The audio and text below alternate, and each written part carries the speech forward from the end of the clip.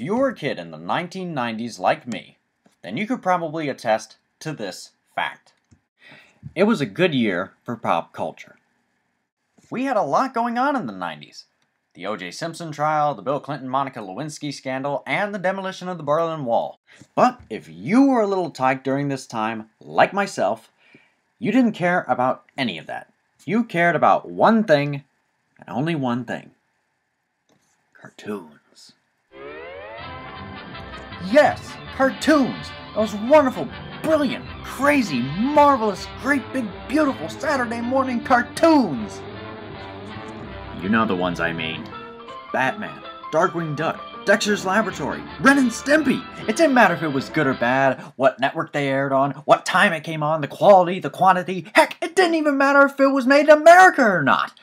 No matter what it was. If it was funny, if it was animated, if it was funny and animated, no matter what it was, we just absolutely devoured it. Yeah!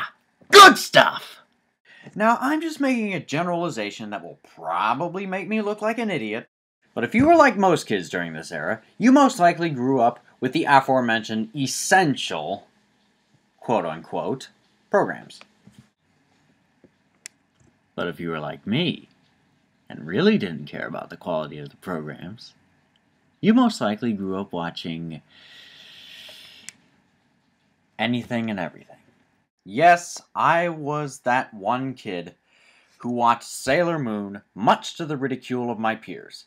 I was that kid who watched Adventures of Sonic the Hedgehog, but not Sonic Sam. And yes, I saw Freddy the Frog and thought it was the epitome of high art.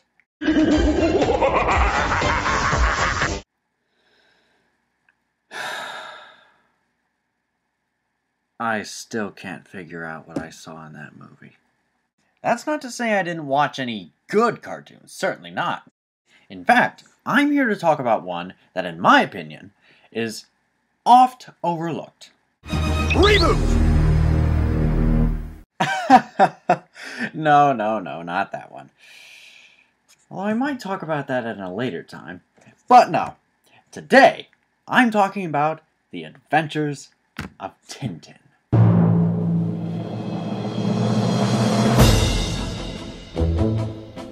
Yes, Tintin. One of the greatest comics in the history of the medium, it seems only natural that someone would adapt it for some kind of visual medium.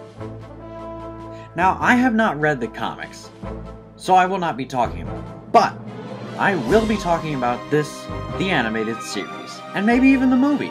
I might even compare the two. Now, since no one else has done it yet, and if I don't do it, then someone else probably will, let's take a look at the first two story arcs of Tintin, the animated series.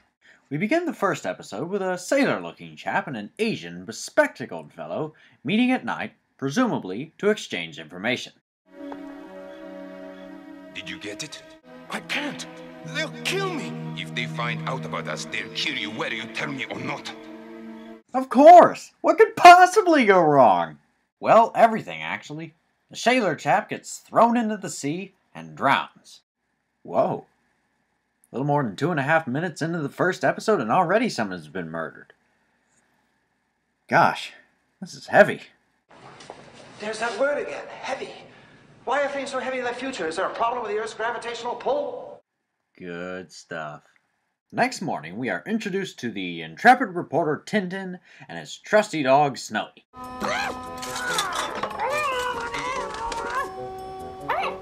That's what you get for sticking your nose where it doesn't belong. You don't see me digging in the garbage, do you? Can you say dramatic irony? After that painfully obvious moment, Tintin and Snowy meet the stumbling, bumbling detectives Thompson and Thompson. Now, these characters, I'm really having a hard time deciding whether I like them or not. On the one hand, they provide the comic relief in a series that mostly relies on two-fisted action and campy adventure stories. But on the other hand, they just seem a little too dumb. Sometimes, and particularly during the first few episodes, I just cannot believe how dumb they are. But anyway, Tintin discovers a familiar-looking piece of evidence that might just make these two idiots less, well, idiotic. I'm sure I've seen this before. May I borrow this for a minute? I'll be right back. So they search for the owner of the piece of paper. But alas, the search proves fruitless.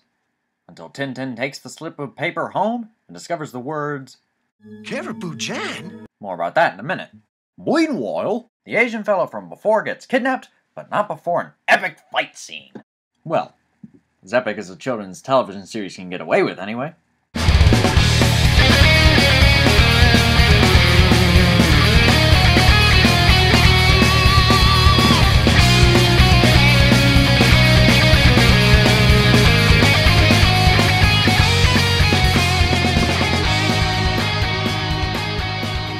Great job, Snowy!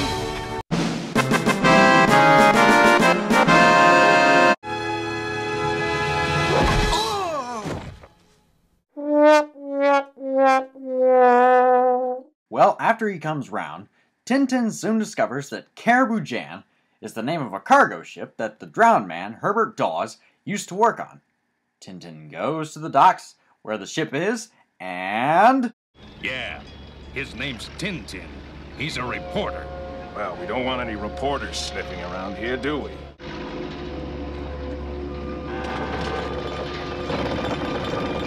Look out! I'm starting to get the feeling that someone might not like you very much, Tintin.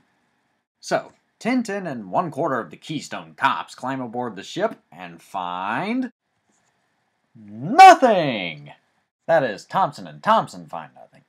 But Tintin, being the smart, competent, and athletic kid that he is, stumbles upon something big. Wow! Look at this! Now we're getting somewhere. Tintin has crabs. No. Actually, it's drugs. Unfortunately, Tintin manages to get himself captured. Luckily, good old Snowy is there to get him off the ropes, out of the frying pan, and into the fire. Now, back up a minute. Now, I don't know, but I'm pretty sure that this is one of the only Western animated series of its time to feature actual firearms firing actual bullets. Think about that. Look at how much they got away with. Drugs, murder, actual guns, alcohol. Wait, what? Wow, you'd think that I, or rather the series, or rather Hergé himself, would have introduced Captain Haddock, that lovable, foul-mouthed, alcoholic sea dog, sooner. But... I hate resorting to running gags, but let me put it this way. Well, those are the breaks. Worth it. But anyway, long story short, Tintin and Captain Haddock become fast friends, escape together, and bring us to part 2 of the saga of the crab with the golden claws.